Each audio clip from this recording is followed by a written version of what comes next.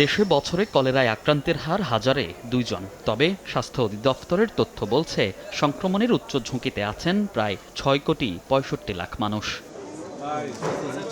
ঝুঁকি কমাতে সারা দেশে preventive oral cholera vaccination campaign শুরু করেছে সরকার। বৃহস্পতিবার সকালে ঢাকা দক্ষিণ সিটি কর্পোরেশনের অডিটোরিয়ামে কর্মসূচির উদ্বোধন করেন স্বাস্থ্যমন্ত্রী। বিসমিল্লাহ বলে এই ক্যাম্পেইনের শুভ উদ্বোধন ঘোষণা করলাম।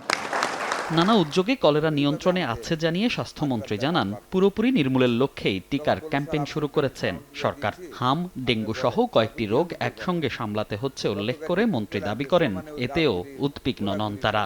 We all unitedly fight against all the wars, all the diseases. And we become successful to a good extent. বিভিন্নভাবে আমরা কিন্তু পর্যুদস্ত। তবে ইনশাল্লাহ এই সবগুলির বিরুদ্ধে আমরা জনগণকে অ্যাওয়ারনেস সৃষ্টি করতে হবে।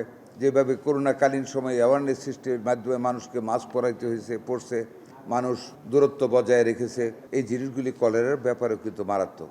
ঝুঁকি বিবেচনায় লালবাগ, গেন্ডারিয়া, কামরাঙ্গীরচর ও কদমতলী টিকার আওতায় আনা হবে বলে জানিয়েছেন ঢাকা দক্ষিণ সিটির প্রশাসক আব্দুস সালাম। টিকাদানের পাশাপাশি নিরাপদ পানি সরবরাহ, উন্নত স্যানিটেশন ব্যবস্থা, যথাযথ স্বাস্থ্যবিধি অনুসরণ ও কার্যকর রোগ নজরদারি ব্যবস্থার সমন্বয়ের মাধ্যমেই কলেরা নিয়ন্ত্রণে দীর্ঘমেয়াদী সাফল্য অর্জন সম্ভব।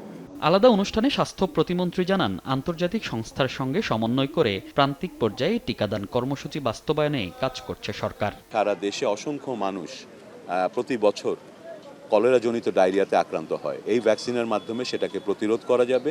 আমরা বিভিন্ন আন্তর্জাতিক সংস্থার সঙ্গে একসাথে কাজ করে সবাই মিলে আমরা আগের মতোই এই কর্মসূচিকে সফল করতে পারব। সারা দেশের ঝুঁকিপূর্ণ 14টি উপজেলা ও থানায় 22 আগস্ট থেকে 21 সেপ্টেম্বর পর্যন্ত প্রথম ডোজ এবং 26 সেপ্টেম্বর থেকে 25 অক্টোবর পর্যন্ত দ্বিতীয় ডোজ কলেরা টিকা দেয়া হবে। মনির হোসাইন, সময় সংবাদ, ঢাকা।